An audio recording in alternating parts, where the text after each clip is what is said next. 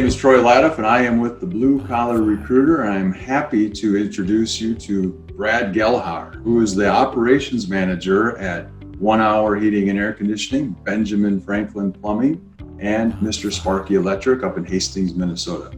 How you doing, Brad? Really good. Thanks for having me, Troy. You got it. Thanks for coming on and talking to me for a few minutes. I wanted to get to know you a little bit, Brad, and a little bit about you, a little bit about your business, and some of the opportunities that we have when it comes to people thinking about getting into the trades. And I know you've been in the trades for a long time, so let me ask you a few questions. Sure. Okay, so just real quick, so tell me a little bit about yourself, a little bit about your family, your school, your background, how you got into the trades, why you selected it, and so on. Sure. So we'll start with my family. So I've been married for 15 years, happily. I have two boys, growing boys. One's 14, one's 12. They keep us busy with all of that stuff, and whatever life throws at them is kind of what we do outside of work. Is we're a very family-oriented family. So yeah, they're busy into all kinds of activities, as you know, with having boys yourself. So the career was interesting. I got a phone call one summer from my uncle's neighbor that asked if he knew anybody that's willing to dig ditches and operate a shovel and make a little bit of money. So that's what I did for a summer. Is I dug in-floor heating ductwork. So there's actually a job as a ditch digger. Well, that's what I called it. That's what he called me. I don't know if that's the official term, but that's what I went with. I like it. Yeah. So that was my first introduction into the trades, into what you would call real work. So I did that for a summer. Decided that, hey, maybe I should go to school for this. So I did. Went to Dunwoody College here in Minneapolis. Signed up to do a 2-year program and got through 1 year of that. Loved it. Loved everything that I was learning, and then got a job at a local shop here in Hastings. At the time, it was O'Connor's Plumbing and Heating, and worked there that summer. Ended up going back to school that second year and worked about half of the year through that second year of school, and decided, you know what? I can work full-time right now. I can kind of quit this school thing and go start making some money. Right or wrong at the time, it just seemed like the right decision for me to do. So I ended up not finishing my second year of school and not getting the official degree in HVAC, and started and went to work. Yeah. Good. So how long ago was that? So that's 22 years ago. 22 years ago. Good for you. And you're still doing it. And you still have a smile on your face. Yeah, still doing it. Yeah. So when we're talking to people that are interested in getting into the trades, one of the questions that they ask is, what is the job? What do we do? So can you maybe expand on, so thinking back to your early days when you were a service technician, what's in a nutshell, the day in the life of a service technician? What does that look like? Sure. So, we would report to the shop in the morning, 7:30 in the morning that day.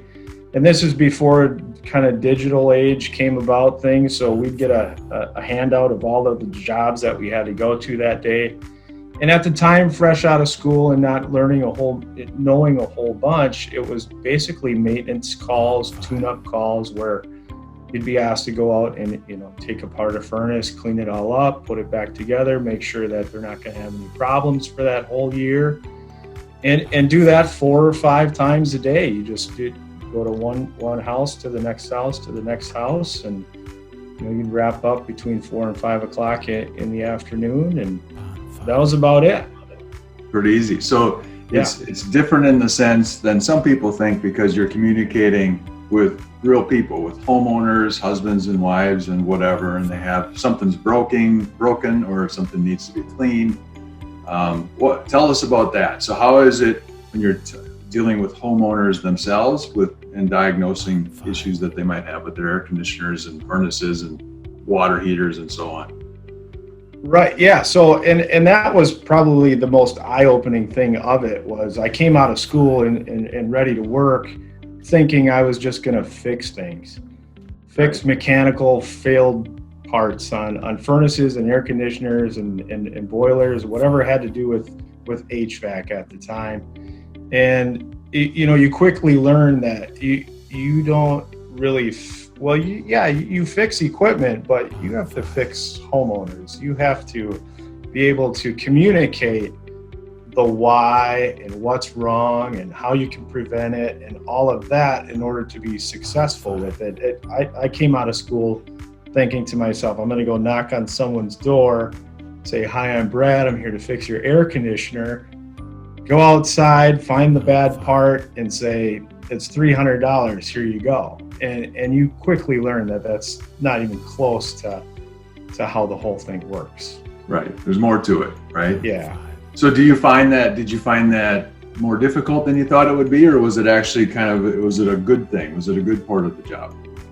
Oh, it was at first it was difficult. It's like anything, it's new, it's scary.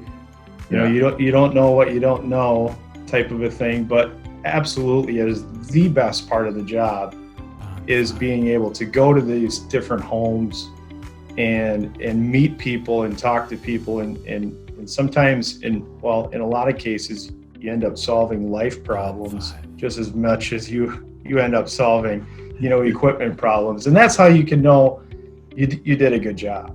Right. That when they trust you and they like you, right? They're going to take up your recommendations, and that's what I tell people that are looking to get into this is you'll learn, from our trade school or any place else how to fix things, right? But where the fun is when you get to explain that to homeowners. Here's what's going on, and here's a few different solutions to fixing it.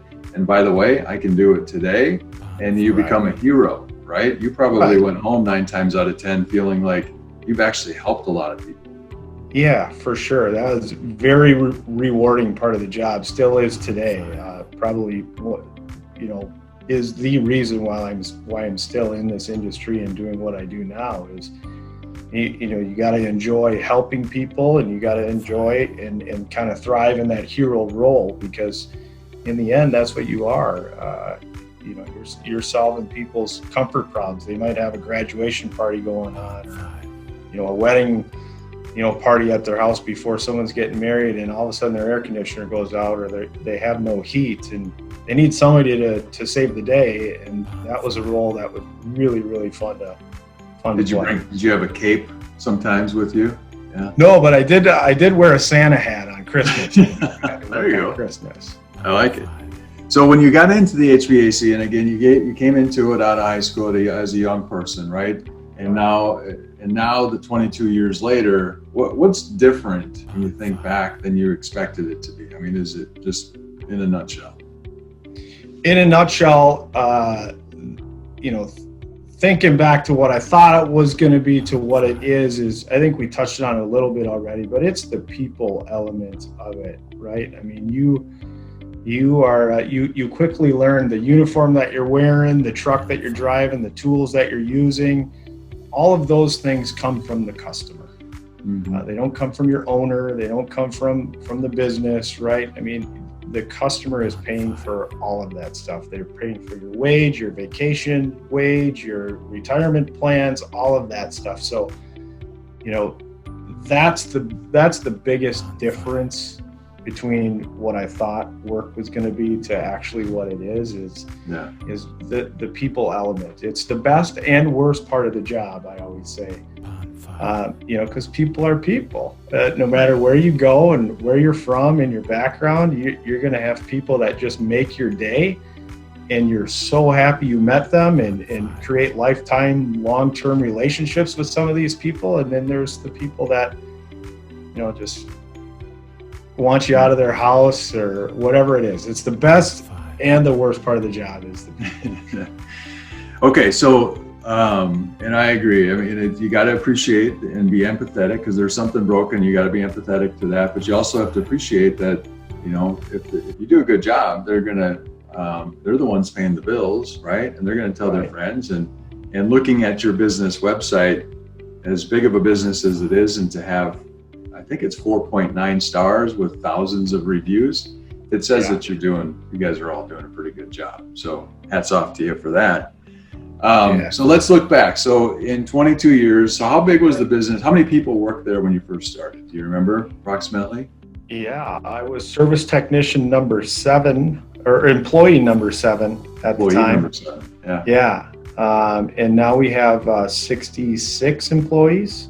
Okay. So in revenue wise, what are you all cranking out? We're doing, well, if we combine plumbing, electrical, and the HVAC side, we're going to do between 16 and 17 million this year. Maybe an outside chance if we could get 18 million. Yeah. Every extra million helps, right? Yeah. Yeah. We kind of never, yeah. You never know with these kind of strange times. I hate using that word, the unprecedented times or these COVID times, but it's definitely affected some things and don't really Has it been, for the most part, has it impacted the business, or is it still kicking some butt? Yeah, the business keeps rolling. You know, people's needs never change in this industry. They always are going to need heat. They're always going to need cool, comfortable air in the summertime. So regardless of what's going on outside of that, there's always work and there's always problems to be solved. And so, but yeah, we've had some challenges with equipment shortages and some things like that on the manufacturing side of things that made it difficult. Not so much on the customer need. If they need it, if it's broken, Nope. It's broken, right? So yeah, so the face-to-face, the everyday interaction, I mean, you might be wearing a mask right now, or you might be talking outside in the open air as opposed to a kitchen table, but yeah, I mean, the needs haven't changed at all. In fact, they've you know, it's been busier because of everybody working from home. Everybody's home. They need to be comfortable. You know, it's people setting up a home office and they find out that their office upstairs is 80 degrees and the rest of the house is 70. Well, that's a problem, and that's a problem we can solve. You're the hero, right? Yeah. Okay, so let's talk about you. So you got into this as a technician, and probably the furthest thought at that point in time as a young man was what you would become today. So tell us about your career path. Okay, so started out early days running those maintenance visits, you know, kind of just taking apart equipment, cleaning it, put it back together. If there wasn't enough calls for me, I'd sweep the shop. I'd put away parts, I'd take inventory, just kind of learning from there. And then I kind of progressed into what we would call a full-time, you know, service technician, where you're getting those, what we call demand calls, where my stuff is broken, I need it fixed, type of the things, away from maintenance. Did that for a number of years, till 05, 06, somewhere in there. And then got introduced into the sales end of the business and started just kind of taking over the hydronic boiler applications and kind of did the installs on the boilers, did the sales calls on the boilers, did service calls on boilers. It was kind of my niche. From there was a need for a full-time comfort advisor sales position, full commission, 100% commission. So I jumped at that opportunity in 2008. Did that and loved that. That was my favorite part of the whole thing. Really? I still, yeah. Your sales. To this day, that, I mean, if there's a dream job you could have, you know, work 4 hours a day and make 12 hours of pay. That's what I'd choose to do. So love that part of the job. I did that for a lot of years. I did that till 2015. So I did that for 7 years. And then in 2015, the opportunity came up for management, operations management, and sales management. So I again jumped at that opportunity and was in charge of the electrical department, plumbing department, the heating department. And things started to happen pretty quickly after 2015. The business really started to grow.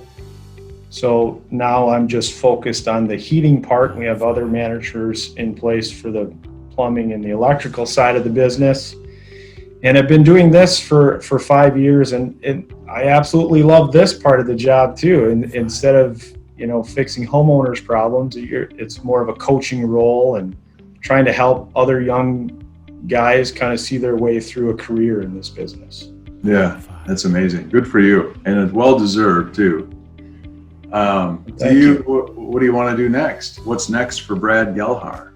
Well, what's next? I'm not really sure. So things happen so quick around here with the growth of the business.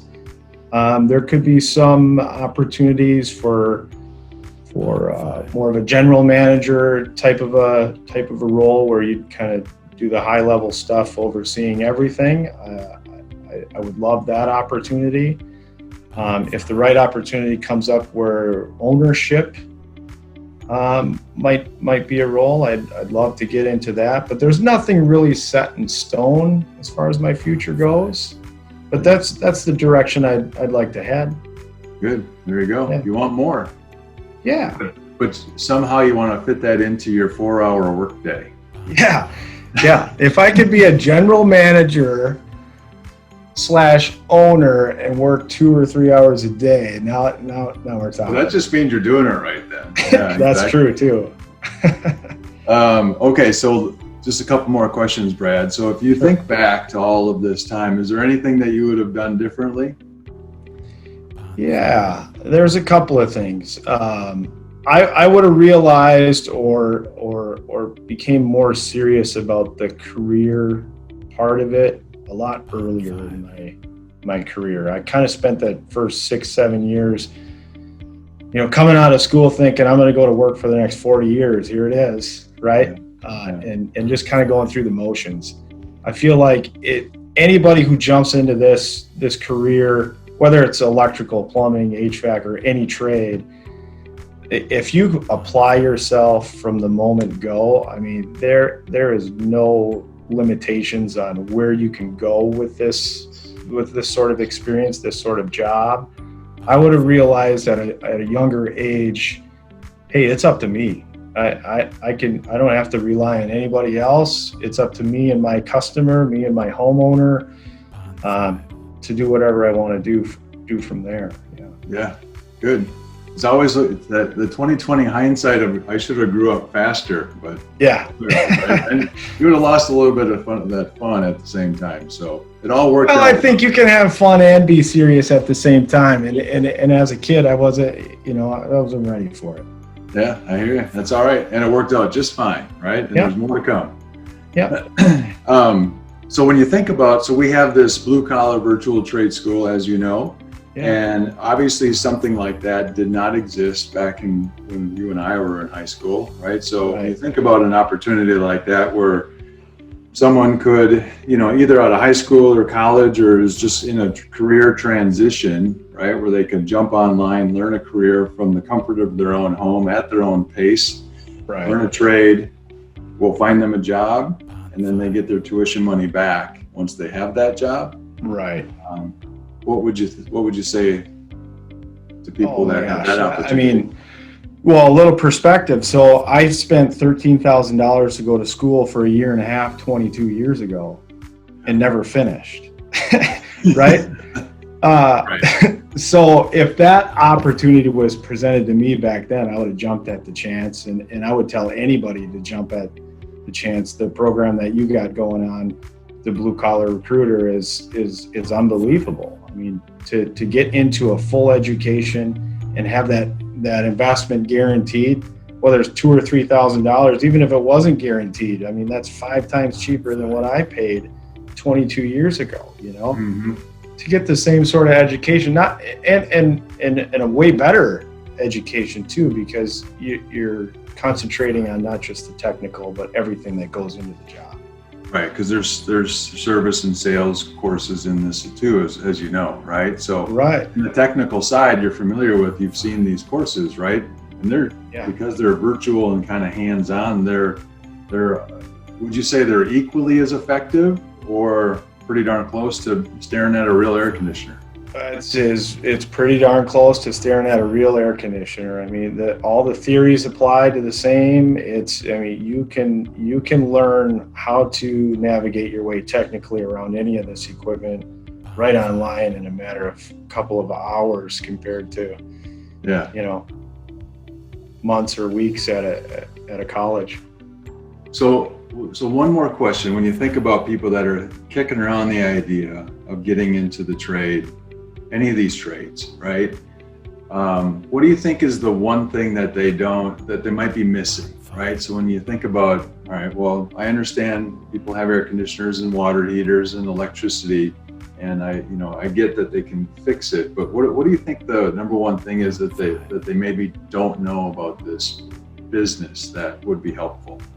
Sure. I can think of a couple of things. So number one, we already touched on it a little bit, but you need to be able to fix the equipment, and it starts there, it ends there. But in between there, you need to be able to fix homeowners, and you need to be able to communicate the why and present options, and you could do this and you could do that.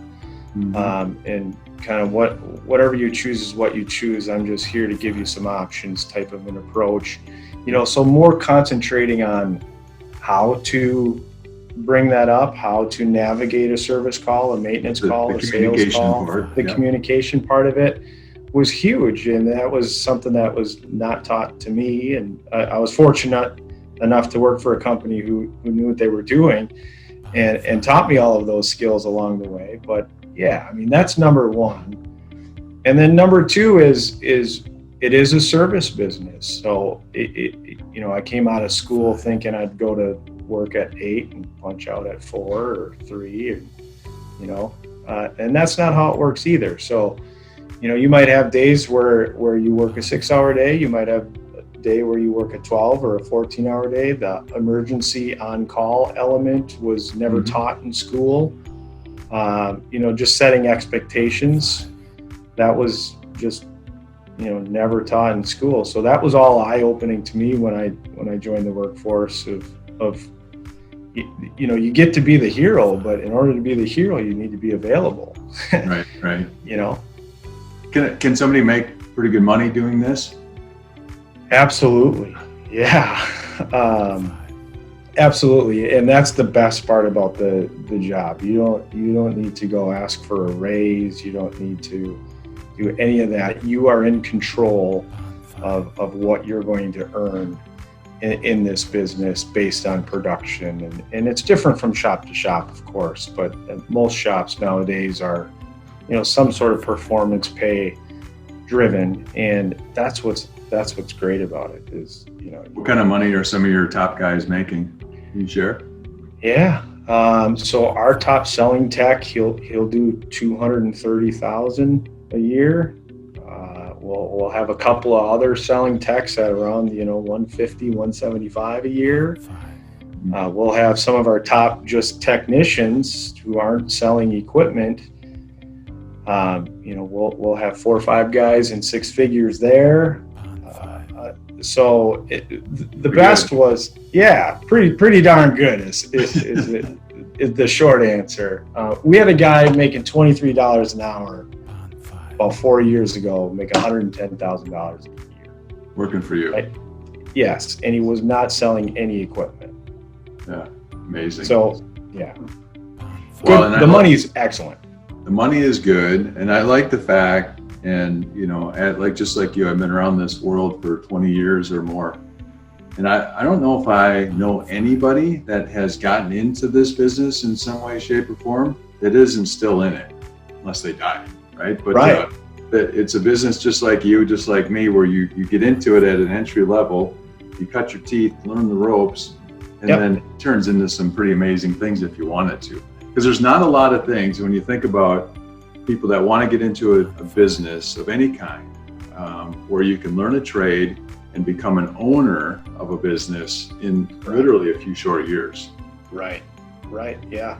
Pretty cool. Exactly.